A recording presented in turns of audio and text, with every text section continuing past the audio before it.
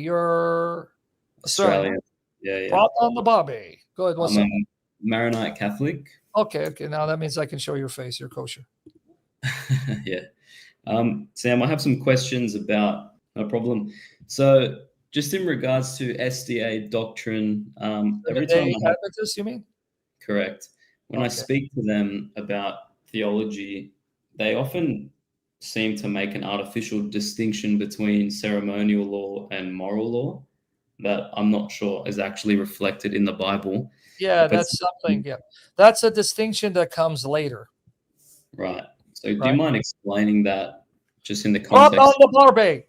Well, yeah, ethical, moral injunctions are immutable, meaning when it talks about morality is consistent, doesn't change. That's what they're saying. But the rituals, the ceremonial aspects can change. For example, circumcision, now it's baptism.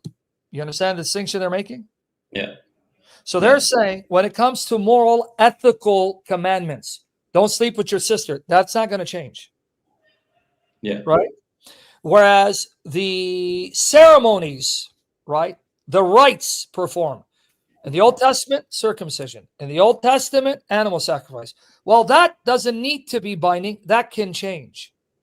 So now it's water baptism and it's the Eucharist. This is the distinction they're making. Now, I'm not saying that the distinction is not genuine, but when they tell you, well, the ceremonial aspects are done away with, but the moral injunctions are binding, then it comes down to, well, how do you know that this specific injunction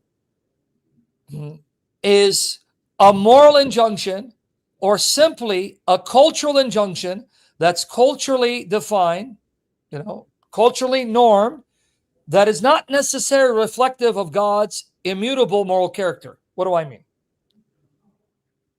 During the Old Testament period, God allowed multiple wives. Today, if you have more than one wife, what would you be? Sinner, adulterer. But that's a moral issue. But I thought morality doesn't change. You see, it's much more complicated than some people would like to have it. Because even certain practices that were allowed back then, you do them today, you'd be immoral and you'd come under God's wrath. So I cannot have 2 wives, 3 wives, or 4 wives, nor can I have a concubine. Allowed in the Old Testament. So when God allowed it, does that mean he was now sanctioning immorality? Well, see how complex it is? Or in the beginning stages of human development, when you only had Adam and Eve, you had no choice but to marry your sister, right? And you had no choice but to marry your cousin. Now, if you marry your sister today, what would that be? Incest. But at that time, you had no choice but to marry within the family, or there would be no human seed, no human race.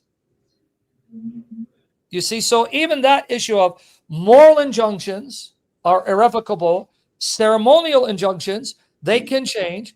Well, hold on.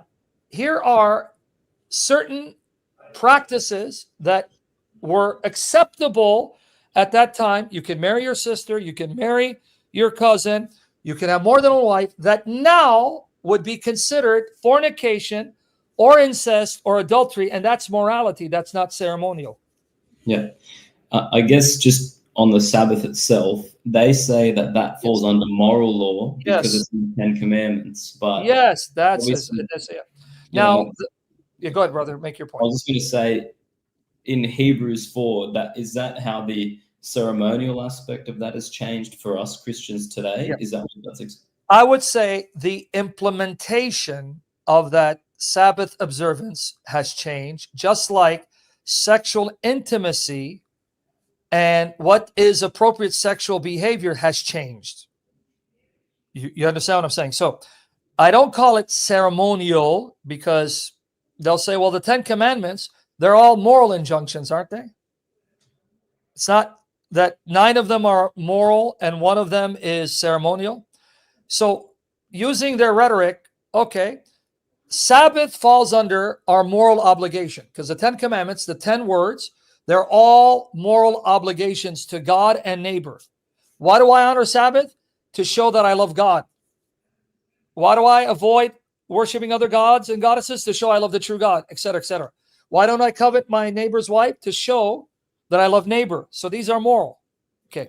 Sabbath observance is moral in that it's an act that you do to show obedience to God, because to disobey, you're killing my ears, dude. Now, was that a moral or ceremonial injunction? Dude, you're blowing my eardrums. I was getting texts. I muted it. Sorry. All right. So, why is Sabbath considered a moral obligation? Because it is one of the means by which you show love for God and obedience to God. So, if I do not love God, would that be immoral? Yes. Okay, there you go. Okay, understood. So, And if I fail to obey God, would that be immoral? yes. So how do I show love and obedience to God? By keeping the Sabbath as he keeps it. So that's why they're telling you the 10 words, the 10 commandments are all moral obligations, injunctions. So I don't argue with that.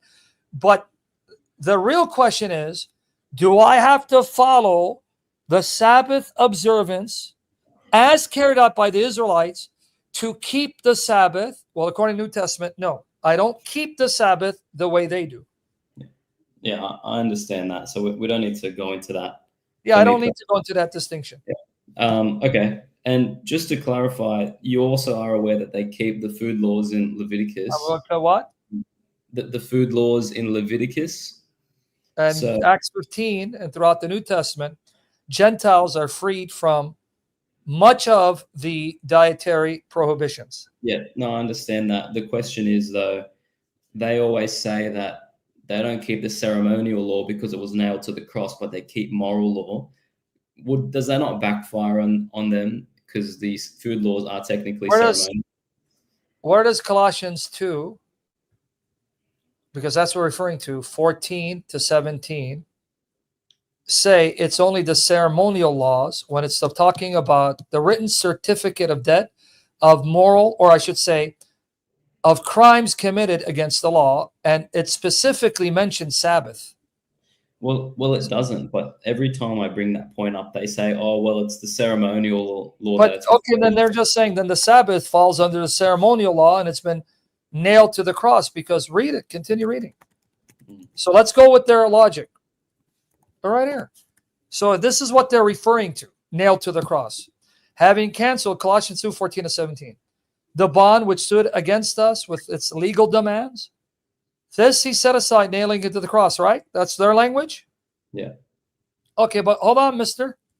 He disarmed the principalities and powers and made a public example of them, triumphing over them in him. So now that the written charges of your crimes have been nailed and done away with, you now are free from anyone passing judgment and condemning you in what areas. Therefore, let no one pass judgment. See the therefore? Therefore, because he did this, no one can now judge you. Questions of food and drink. Okay, they'll say that's ceremonial. Or with regard to a festival, a new moon, or a Sabbath. So that means the Sabbath has been nailed. And therefore, you can't condemn me for not keeping the Sabbath. Yeah. As Israel kept it, right? Yeah. So they don't. Do they want their cake and eat it too? It seems that way. Generally, just keep going in circles with them, but it's very well, clear. then don't waste your time. But I'm using the verse that they used against you. Say, but wait, what is nailed to the cross is anyone condemning me for not carrying the Sabbath as delineated in the Old Testament.